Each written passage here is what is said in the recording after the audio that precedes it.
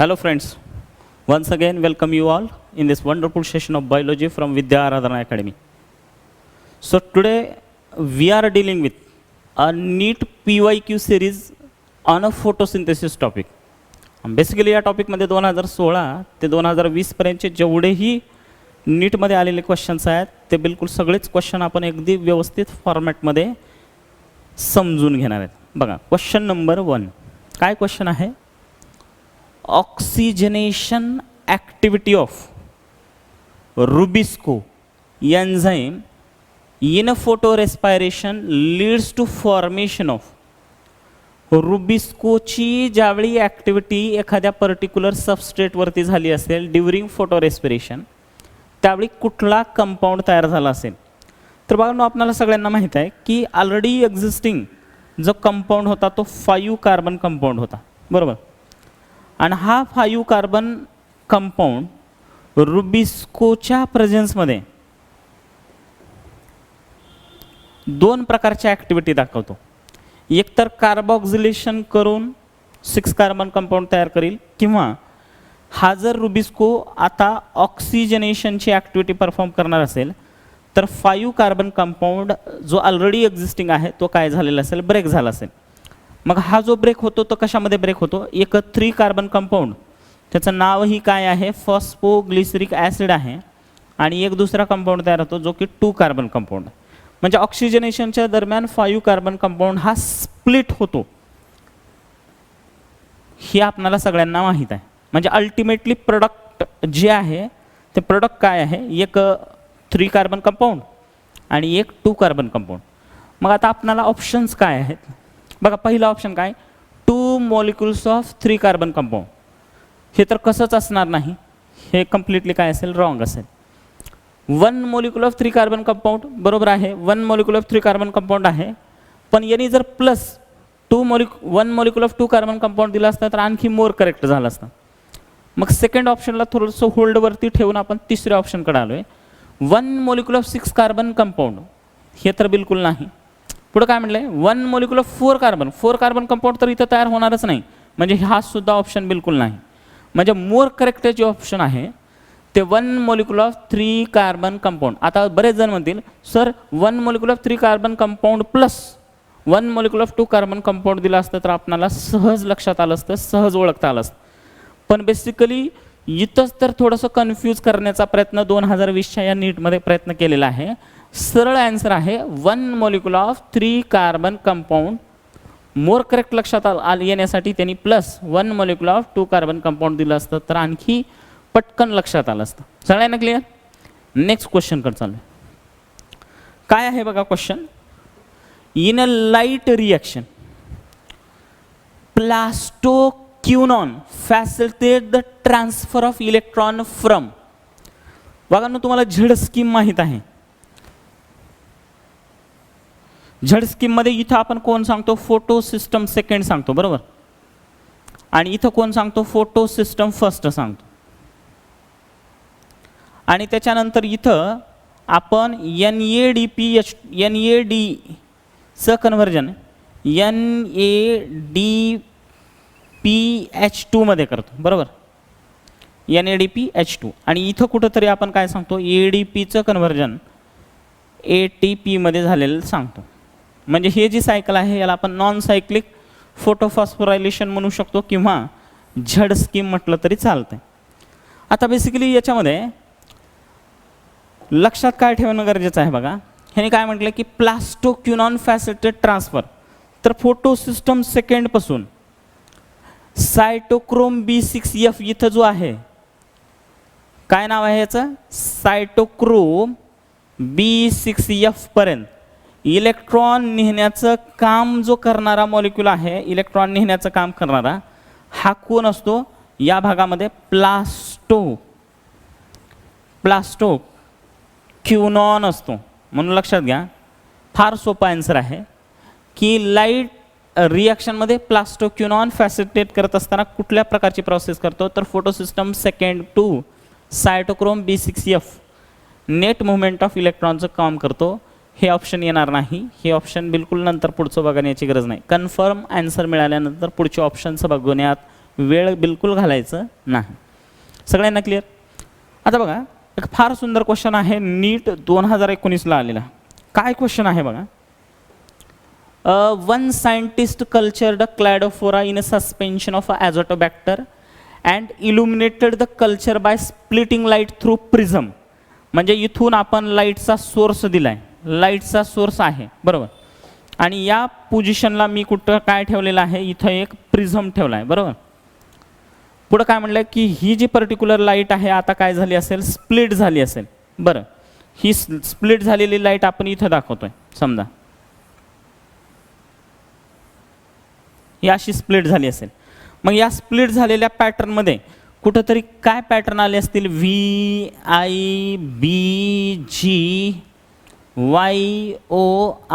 असे एक particular pattern आले असतील ना बघा ना, VIBGYOR. तर या VIBGYORच्या लाईट ज्या इथं पडलेल्या आहेत अगदी तिथंच काय केलं आहे, एक कल्चर प्लेट ठेवलं, कल्चर प्लेट ठेवलं किंवा मग एक ट्यूब ठेवलेली आहे आणि या ट्यूबमध्ये आपण आता बॅक्टेरिया ठेवल्यात बरोबर. आणि यांनी असं नोटीस केलं, काय नोटीस केलं, थोडंसं लक्ष देण्याची गरज आहे. नोटीस काय केलं की ब्ल्यू रिजनवरती बॅक्टेरियाचं अकोमुलेशन होणं सुरू आहे आणि इवन रेड रिजनवरतीही बॅक्टेरियाचं अकोमुलेशन सुरू आहे. याचं लॉजिक काय मग, तर ब्ल्यू रिजन आणि रेड रिजनवरतीच बॅक्टेरिया का अकोमुलेट झाले असतील, कारण याच पर्टिक्युलर ठिकाणी ऑक्सिजन प्रेझेंट आहे, त्याच्यामुळे एरिबिक बॅक्टेरिया तिथं गेलेले आहेत. आता ऑक्सिजनचा प्रेझेन्स जर तिथं असेल याचा अर्थ तिथं फोटोसिंथेसिस होणं सुरू आहे बरोबर. आणि फोटोसिंथेसिस होणं सुरू आहे याचा अर्थ फोटोसिंथेटिकली ॲक्टिव्ह लाईटमध्ये कुठल्या प्रकारच्या लाईटला इन्क्लूड करणं गरजेचं आहे, blue light and red light. म्हणजे आपला क्वेश्चन काय होता की इनिशियल आपलं कन्फ्युजन असं होतं की सुरुवातीला एक माहिती आहे की light is essential for photosynthesis, पण दुसरी गोष्ट ही माहीत होती की light is a mixture of all kinds of light, म्हणजे VIBGYOR. मग आता या पर्टिक्युलर VIBGYOR पैकी एक्झॅक्टली कुठली लाईट गरजेची आहे फोटोसिंथेसिससाठी, याचं कन्फर्मेशन आपणाला कशानं मिळालं आहे की क्लॅडोफोरा आणि ॲझोटोबॅक्टरचं जे सस्पेन्शन आहे हे सस्पेन्शन आपण VIBGYORच्या लाईटला ज्यावेळी आपण इल्युमिनेट केलं त्यावेळी आपणाला असं लक्षात आलं की maximum accumulation of a bacteria red आणि ब्ल्यूवरती दाखवत असतील, तर फोटोसिंथेटिकली मोर ॲक्टिव्ह रेडिएशन हे रेड आणि काय असतील, ब्ल्यू असतील. याचं कन्फर्मेशन मिळाल्यामुळे इमिडिएट आन्सर जे मिळेल ते ऑप्शन कुठलं असेल, डी असेल. सगळ्यांना क्लिअर? नेक्स्ट क्वेश्चनकडे चाललो आहे बघा, थोडंसं व्यवस्थित लक्ष द्या. काय म्हटलं बघा, हॅच अँड स्लॅक पाथवे. म्हणजे हॅच अँड स्लॅकच्या शब्दानुसारच लगेच लक्षात यायला पाहिजे की हे कुठल्या प्लांटबद्दल बोलतायत, तर C4 प्लांटबद्दल बोलतायत. आता C4 प्लांट यांना का म्हणतो हेही माहीत असणं गरजेचं आहे, कारण यांच्यामध्ये फोटोसिंथेसिस होत असताना अल्टिमेट प्रोडक्ट जे आहे ते 4 कार्बन कंपाऊंड म्हणजेच काय तयार होत असतं, ऑक्झॅलो ॲसिडिक ॲसिड. आणि ऑक्झॅलो ॲसिडिक ॲसिड हा किती कार्बन कंपाऊंड आहे, 4 कार्बन कंपाऊंड आहे बरोबर, काहीच अडचण नाही. द प्रायमरी CO2 ॲक्सेप्टरीज क्वेश्चन असा आहे. म्हणजे बघा, हा जर 4 कार्बन कंपाऊंड मला तयार करायचा असेल, हा जर 4 कार्बन कंपाऊंड मला तयार करायचं असेल तर किती कार्बन कंपाऊंड असणं गरजेचं आहे. म्हणजे थोडक्यात एक गोष्ट तर अशी लक्षात आली की कार्बोक्सिलेशनमध्ये एक तर CO2 असेल, आणि जर मला 4 कार्बन कंपाऊंड तयार करायचं असेल तर इथं मे बी 3 कार्बन कंपाऊंड कुठला तरी असेल. एक सिंपल लॉजिक आहे. मग आता इथं 3 कार्बन कंपाऊंड जो अननोन आहे, जो की आपल्याला माहीत आहे काय आहे, फॉस्फोग्लिसरिक ॲसिड. म्हणजे थोडक्यात हा 1 मॉलिक्यूल जो की 3 कार्बन कंपाऊंड, हा 1 मॉलिक्यूल जो की 1 कार्बन कंपाऊंड, ह्या 3 कार्बन आणि 1 कार्बन हा 4 कार्बन ऑक्झॅलो ॲसिडिक ॲसिड तयार करतात. आणि हा फोटोसिंथेसिसमध्ये अल्टिमेटली 4 कार्बन कंपाऊंड असल्यामुळं या पर्टिक्युलर प्लांटला आपण C4 प्लांट्स म्हणतो. आणि मोस्टली C4 प्लांट म्हणले की कुठले प्लांट्स येतात, मोनोकॉटचे प्लांट्स मोस्टली कसे असतात, C4 प्लांट्स असतात. याचं जे आन्सर असणार आहे ते फॉस्फोग्लिसरिक ॲसिड आहे. सगळ्यांना क्लिअर आहे, काहीच अडचण नाही. थोडंसं चला पुढं बघा ना नेक्स्ट क्वेश्चनकडं. काय म्हणतोय क्वेश्चन बघा, which of the following is not a product of light reaction of photosynthesis. आता फोटोसिंथेसिस म्हटलं की थोडक्यात आपण light energy is converted into chemical energy म्हणतो. आणि बेसिकली केमिकल एनर्जीचे दोन फॉर्म आपण डायरेक्टली सांगतो. एक म्हणजे ATP आणि दुसरा असतो NADPH2. म्हणजे थोडक्यात ATP हा डायरेक्ट फोटोसिंथेसिसमध्ये तयार होतो, NADPH2 हा डायरेक्ट फोटोसिंथेसिसमध्ये तयार होतो. पण विचारलेला आहे नॉट.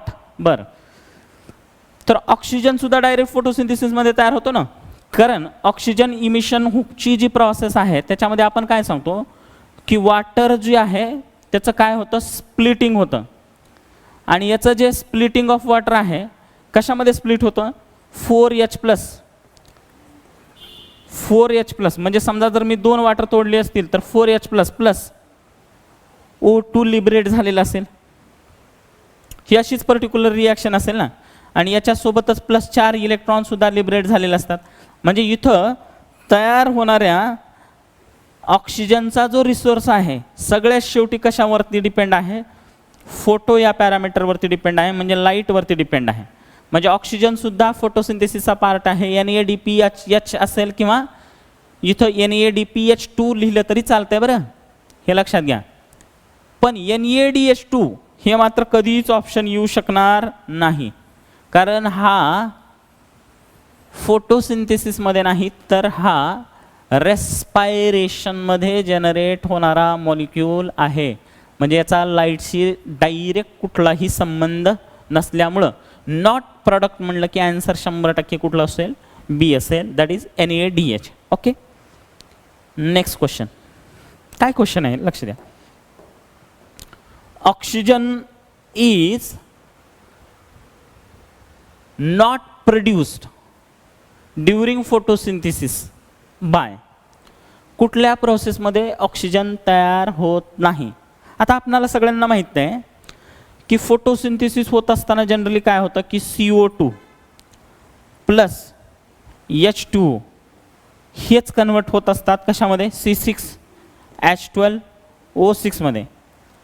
आणि याही प्रोसेसच्या दरम्यान आपल्याला एक गोष्ट कन्फर्म झालेली होती की हायड्रोजन डोनर जो असतो, म्हणजे इथं असलेलं वॉटर लक्षात घ्या, हायड्रोजन डोनर जो आहे, हायड्रोजन डोनर जो असतो तोच ऑक्सिजन लिबरेट करत असतो. मग थोडक्यात कारा असेल, सायकस असेल किंवा नॉस्टॉक असेल, या सगळ्या जे प्लांट्स आहेत हे थोडक्यात आपण ब्ल्यू ग्रीन अल्गी सांगतो, बरोबर. आणि ब्ल्यू ग्रीन अल्गीमध्ये ऑक्सिजनचा जो डोनर आहे किंवा हायड्रोजनचा जो डोनर आहे तो वॉटर आहे. पण ग्रीन सल्फर बॅक्टेरिया आणि पर्पल सल्फर बॅक्टेरियाच्या बाबतीत मात्र कहाणी थोडीशी वेगळी आहे. इथं H2O ऐवजी H2S as a hydrogen donor म्हणून काम करत असतो. मग जर H2S as a hydrogen donor म्हणून काम करणार असेल तर इथं ऑक्सिजनच्या ऐवजी काय रिलीज झालं असेल तर सल्फर रिलीज होतो. लक्षात घ्या. म्हणजे फोटोसिंथेसिसच्या वेळेस प्रत्येक वेळीच ऑक्सिजन रिलीज व्हायला पाहिजे असं नाही, तर तो ग्रीन सल्फर बॅक्टेरिया आणि पर्पल सल्फर बॅक्टेरियाच्या बाबतीत मात्र सल्फर रिलीज होतो, कारण इथं हायड्रोजन डोनर जसं वॉटर आहे तिथं ग्रीन सल्फर बॅक्टेरियाच्या बाबतीत H2S as a hydrogen donor आहे. सगळ्यांना क्लिअर, काहीच अडचण नाही. थोडंसं चला पुढं बघा ना काय म्हटलं बघा. फॉस्फोइनॉल पायरुवेट जो की PEP बरोबर is the primary CO2 acceptor. आता फॉस्फोइनॉल पायरुवेट जो की CO2चा पहिला ॲक्सेप्टर म्हणून जर सांगणार असेल तर हे 100% कुठल्या प्लांटच्या बाबतीत असणार आहे. तर सगळ्यांना माहित आहे की फॉस्फोइनॉल पायरुवेट ज्या ज्या वेळी ॲज अ कार्बन ॲक्सेप्टर म्हणून काम करत असतो ते 100% प्लांट हे कुठलं असतं, C4 प्लांट असतं. आणि जिथं अल्टिमेट प्रोडक्ट जे तयार होतं ऑक्झॅलो ॲसिटिक ॲसिड तयार होतं. हा NCERTतला सगळ्यात बेसिक क्वेश्चन आहे जो नीट 2017ला आलेला होता. नेक्स्ट क्वेश्चन परत नीट 2017लाच आलेला क्वेश्चन आपण डिस्कस करतोय. लक्ष द्या. With reference to factors affecting rate of photosynthesis which of the following statement is not correct, हे मात्र थोडंसं व्यवस्थित लक्षात घ्या. नॉट करेक्ट विचारलंय. आता ज्या ज्या ठिकाणी नॉट करेक्ट विचारलेलं असतं तिथं थोडंसं व्यवस्थित वाचत चला. काय विचारलं बघा, increasing atmospheric CO2 concentration up to 0.05 can enhance CO2 fixation rate. हे वागांनो एकदम करेक्ट स्टेटमेंट आहे, पण आपल्याला विचारलं तर नॉट करेक्ट आहे. बरोबर. In a C3 plant respond higher temperature. अरे चुकलं ना वागांनो. कारण काय की C4 प्लांट हायेस्ट टेम्परेचरला विस्टँड करू शकतात. हाई टेम्परेचरला C4 प्लांट विस्टँड करू शकतात आणि C3 प्लांटला मात्र लो टेम्परेचरची कंडिशनच लागत असते. पण इथं मात्र कंडिशन काय विचारलंय, C3 plant response highest temperature. हे रॉंग झालं ना बघा. आणि C4 plant have a much lower temperature optimum. हे 100% रॉंग आहे. आणि विचारलेलं काय, नॉट करेक्ट. म्हणजे ऑप्शन जे करेक्ट आहे ते ऑप्शन सेकंड करेक्ट आहे. कारण C3 प्लांट म्हटलं की लो टेम्परेचर आणि C4 प्लांट म्हटलं की हाई टेम्परेचर. म्हणजे ऑप्टिमम टेम्परेचरची रेंज जी आहे 25 डिग्री सेल्सिअसपेक्षाही जास्त आपण कुणाच्या कंडिशनमध्ये सांगतो, C4 मध्ये. आणि त्याच्यापेक्षाही मॉडरेट कंडिशन जी सांगतो ती कुठं, C3 प्लांट्समध्ये.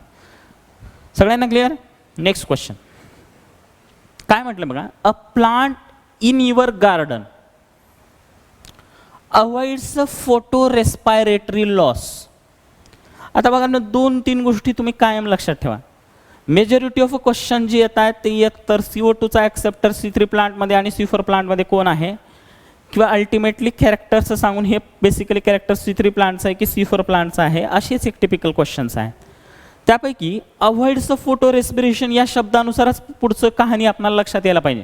पुढचं आपल्याला बिलकुल वाचायची सुद्धा गरज लागली नाही पाहिजे. कारण आपल्याला सगळ्यांना माहिती आहे की C3 प्लांट्सपेक्षा मोर इव्हॉल्ड जे प्लांट्स आहेत ते कुठले आहेत, C4 प्लांट्स आहेत. कारण C3 प्लांटपेक्षा इफिशियंट फोटोसिंथेसिस हे कुणामध्ये होणार आहे, C4 मध्ये होणार आहे. कारण C3 प्लांटमध्ये एक प्रॉब्लेम आहे आणि तो प्रॉब्लेम म्हणजे काय, फोटो रेस्पायरेशन. आणि हा फोटो रेस्पायरेशनचा प्रॉब्लेम कुणामुळे असतो, रुबिस्कोमुळे असतो. बरं, रुबिस्कोच्या कुठल्या ॲक्टिव्हिटीमुळे असतो, तर रुबिस्कोच्या ऑक्सिजनेशन ॲक्टिव्हिटीमुळे असतो. आणि ही ऑक्सिजनेशन ॲक्टिव्हिटी कशामुळे वाढलेली असते, बिकॉज ऑफ इन्क्रीज इन टेम्परेचरमुळे वाढलेली असते आणि डिक्रीज इन CO2 कॉन्सन्ट्रेशनमुळे वाढलेली असते. म्हणजे थोडक्यात C3 मध्ये प्रॉब्लेम आहे फोटो रेस्पिरेशनचा, पण C4 मध्ये काय म्हणले, अवॉइड फोटो रेस्पायरेटरी लॉस. म्हणजे इथं फोटो रेस्पिरेशनचा प्रॉब्लेम नाही कुठं, C4 प्लांटमध्ये. पण पुढचं उगाचच वाचून घेऊ, has a improved water loss efficiency. बरोबर आहे, C3च्या कंपॅरिझनमध्ये C4 प्लांटची इफिशियन्सी जास्त असते. कारण कसं आहे की C3 प्लांटमध्ये एक CO2 जर फिक्स करायचा असेल तर वॉटर मॉलिक्यूल 500 इन्व्हेस्ट करावे लागतात. एक CO2ला फिक्स करायला 500 वॉटर मॉलिक्यूलचा लॉस होत असतो. पण तेच C4 प्लांटमध्ये 200 ते 300 वॉटर मॉलिक्यूलच्या लॉसमध्ये एका CO2ला फिक्स करता येणं पॉसिबल आहे. त्याच्यामुळे इफिशियंट वॉटर कन्झर्वेशन मेकॅनिझम C3च्या कंपॅरिझनमध्ये कुणाचा आहे, C4चंच आहे. बरोबर. आणि पुढे highest temperature has improved efficiency of nitrogen utilisation.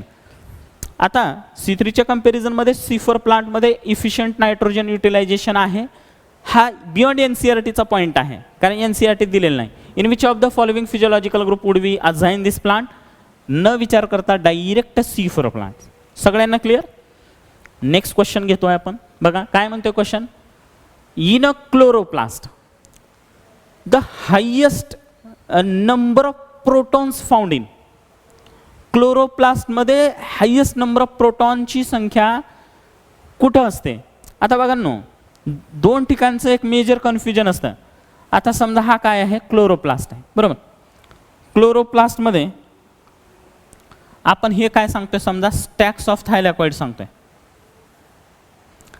आणि या स्टॅक्स ऑफ थायलॅकॉइडला जर समजा मी इथं झूम केलेलं असेल तर हा जो बाहेरचा इथला जो पोर्शन आहे तो कुठला पोर्शन म्हणून सांगतो आपण, स्ट्रोमल रिजन किंवा स्ट्रोमा म्हणतो. बरोबर. आता एक्झॅक्टली काय असतं बघा की थायलॅकॉइड लुमेनमध्ये इथं pH कमी झालेला असतो. म्हणजे थोडक्यात H+ आयनचं कॉन्सन्ट्रेशन इथं वाढलेलं असतं. H+ आयनचं कॉन्सन्ट्रेशन कुठं वाढलेलं असतं, लुमेन ऑफ थायलॅकॉइड. Lumen of थायलॅकॉइड. मग आता प्रश्न कसा आहे की मग इथं ATP सिंथेसचं जे टिपिकल प्रेझेन्स आहे तो ह्या डायरेक्शन असा असेल, कारण H+ संख्या इथं जास्त आहे, त्याच्यामुळे ATP सिंथेसचं F0 इथं असेल, F1 इथं असेल, आणि या डायरेक्शननं काय झालेलं असेल, H+ मुवमेंट होईल, आणि H+ मुवमेंट होत असतानाच ADP प्लस IPचं कन्व्हर्जन कशात झालेलं असेल, एक एनर्जेटिक पॉवर म्हणजेच काय ATP मध्ये झालं असेल. म्हणजे थोडक्यात सरळ आन्सर आपल्याला मिळालं की क्लोरोप्लास्टच्या बाबतीत हायेस्ट नंबर ऑफ प्रोटॉनची संख्या ही लुमेन ऑफ थायलॅकॉइडमध्ये असते. पण कन्फ्यूज करणारा क्वेश्चन आणखी एका ठिकाणी येतो, मायटोकॉन्ड्रियाच्या बाबतीत ही पर्टिक्युलर पोझिशन कशी आहे. तर समजा हा मायटोकॉन्ड्रियल आउटर मेम्ब्रेन आणि हा काय असे इनर मेम्ब्रेन आहे, बरोबर. हा समजा इनर मेम्ब्रेन आहे. आता बघा नो, तिथं जर H+ जी संख्या मॅक्झिमम असते, म्हणजे H+ संख्या या भागात जास्त असते, आणि हा भाग म्हणजे काय पेरी मायटोकॉन्ड्रियल स्पेस, आणि जिथं H+ असतो त्या भागात जर मला F0 F1 सांगायचं असेल तर त्याची पोझिशन मात्र हे का अशी असेल, F0 असा F1 असा, बरोबर. आणि ATP सिंथेसिस होत असतानाचं मेकॅनिझम काय की पेरी मायटोकॉन्ड्रियल स्पेसमधून इथून या डायरेक्शनला H+ इथं आले असतील, आणि या पोझिशनला इथं ATP तयार होणं सुरू असेल. कशापासून, ADP प्लस IP पासून. सगळ्यांना क्लिअर आहे. म्हणजे पोझिशन लक्षात घ्या. पोझिशन आपल्याला इथं थोडंसं मला झूम करून परत एकदा सांगायची आहे. काय पोझिशन आहे, समजा हा आउटर मेम्ब्रेन, हा इनर मेम्ब्रेन, आणि इनर मेम्ब्रेनच्या पोझिशनवरती इथं अशी पोझिशन आहे F0 F1ची, पण ही एकदम उलटी पोझिशन आहे. बाहेरच्या साईडला फेसिंग आहे, हा आतल्या साईडला फेसिंग आहे. हे थोडंसं कन्फ्युजन दूर करून ठेवा. फक्त सहज ऑप्शन काय की हा स्ट्रोमा आहे, थायलॅकॉइड आहे, आणि लुमेन ऑफ थायलॅकॉइडमध्ये H+ची संख्या ही जास्त असते. सहज सोपा क्वेश्चन. क्लिअर. नेक्स्ट क्वेश्चन काय, the process in which makes a major difference between C3 आणि C4 प्लांट. एकच डिफरन्स मागन, C3 प्लांट्सपेक्षा इफिशियंट फोटोसिंथेसिस हे C4 प्लांटमध्ये आहे, आणि C3 मध्ये असलेला एकच प्रॉब्लेम C4 प्लांटनं काय केला आहे, सॉल्व केला आहे. आणि हा जो मेजर डिफरन्सिंग पॅरामीटर आहे तो कशाचा सॉल्व केला आहे, त्यांनी फोटो रेस्पायरेशनचा प्रॉब्लेम सॉल्व केला आहे. आणि आपल्याला सगळ्यांना माहीत आहे फोटो रेस्पायरेशन म्हणजे लॉस ऑफ फिक्स्ड कार्बन, आणि लॉस ऑफ फिक्स्ड कार्बन चा जो प्रॉब्लेम आहे C3च्या कंपॅरिझनमध्ये C4 प्लांटमध्ये तो इफिशियंटली सॉल्व केला आहे. आणि सॉल्व करत असताना मात्र ह्यांना दोन प्रकारचे ॲडॅप्टेशन घेऊन यावे लागलेत. एक म्हणजे काही मॉर्फोलॉजिकल ॲडॅप्टेशन घेऊन यावं लागले,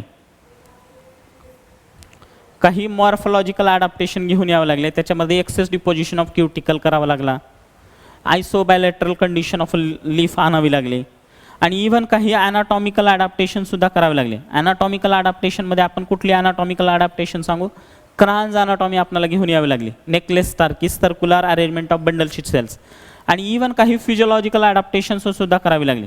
आणि फिजिओलॉजिकल ॲडॅप्टेशनमध्ये आपण असं काय केलं की रुबिस्कोची जी पोझिशन आहे मिझोफिल सेलमधली ती बदलून आपण बंडल शीटमध्ये आणली, जेणेकरून त्याला कुठल्याही प्रकारचं ऊन लागणार नाही किंवा टेम्परेचरचा प्रॉब्लेम होणार नाही. मग आता आपण रुबिस्कोला तर कुठं आणून ठेवलं आहे, बंडल शीटमध्ये. मग मिझोफिलमध्ये इफिशियंट फोटोसिंथेसिस करण्यासाठी कुणाला ठेवलं आहे, पेपकेजला ठेवलं आहे. फॉस्फोइनॉल पाहिरवेट कायनेज कार्बॉक्झिलेज पेपकेज, जो की इफिशियंट फोटोसिंथेसिस करतो. म्हणजे थोडक्यात C3 आणि C4 मध्ये जो मेजर डिफरन्स करणारा जो पॅरामीटर आहे तो 100% काय असेल, फोटो रेस्पायरेशन हाच असेल. सगळ्यांना क्लिअर. चला नेक्स्ट क्वेश्चनकडे आपण शिफ्ट करतो. बघा नो की एमर्सन एनहान्समेंट इफेक्ट आणि red drop phenomena has been instrumental in a discovery of. कशाची बेसिकली डिस्कवरी इथं झालेली होती. बघा काय केलं तर बघा ह्यांनी एमर्सननी सगळ्यात पहिल्यांदा 680 नॅनोमीटरची लाईट प्रोव्हाइड केली आणि फोटोसिंथेटिक रेट चेक केला, आणि त्याला काहीतरी एक युनिट फोटोसिंथेटिक रेट इथंपर्यंत त्याला मिळालेला आहे. एक युनिट काहीतरी फोटोसिंथेटिक रेट मिळाला. मग 680 नॅनोमीटरची सनलाईट त्यांनी आता बंद केली, आणि एक 700 नॅनोमीटरची फोटोसिंथेटिक लाईट त्यांनी काय केलेली आहे, सुरू केली. त्याला परत इथं काहीतरी एक फोटोसिंथेटिक रेट मिळाला. आता त्यांनी एक असं ठरवलं की 680चा ही बल्ब सुरू ठेवायचा आणि 700 नॅनोमीटरचाही बल्ब सुरू ठेवायचा, म्हणजे दोन्ही बल्ब सुरू ठेवले. आणि अपेक्षित काय होतं की इथं असलेलं फोटोसिंथेटिक रेट प्लस इथं असलेलं फोटोसिंथेटिक रेट याचं सम टोटल काहीतरी मिळायला पाहिजे. पण सम टोटल तर इथंपर्यंत येईल, कारण रेड जे आहे ते इथं दाखवतोय आपण, ग्रीन जे आहे ते इथं दाखवतोय. पण झालं उलट, याला फोटोसिंथेटिक रेट दोघाच्या ॲडिशनपेक्षाही जास्त मिळाला. हे लक्षात येते का बघा, फोटोसिंथेटिक रेट दोघाच्याही ॲडिशनपेक्षा जास्त मिळाला. याचा अर्थ काहीतरी गोष्ट एनहान्स झाली, म्हणून याला एमर्सन काय म्हणलं, एनहान्समेंट इफेक्ट.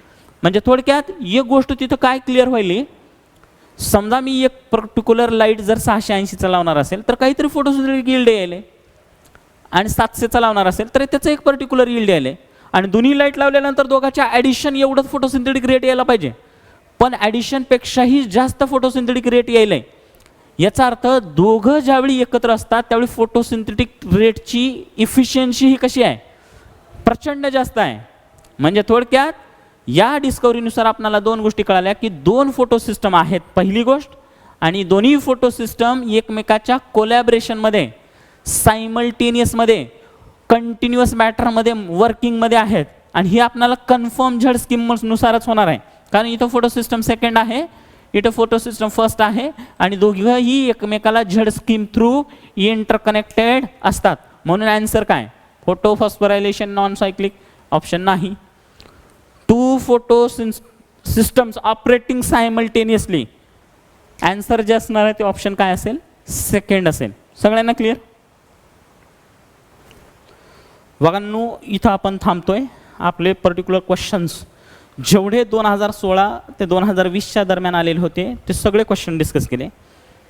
या क्वेश्चन डिस्कशनचा जो मेन अजेंडा किंवा मेन फोकस काय होता की बेसिकली रिसेंट इयरमध्ये एक्झाम कंडक्ट करणाऱ्या ज्या कुठल्याही एजन्सीज असतील त्यांचा माइंडसेट किंवा त्यांचा एरिया ऑफ इंटरेस्ट NCERTतला कुठला आहे तो आपणाला कळाला.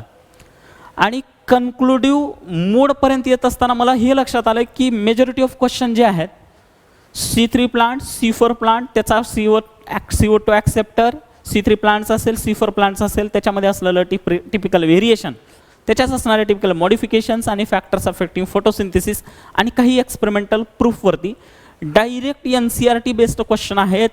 कुठलंही वेगळं मटेरियल तुम्हाला येणाऱ्या एक्झामसाठी म्हणजे 2021ला प्रिपेअर करत असताना वाचण्याची गरज नाही.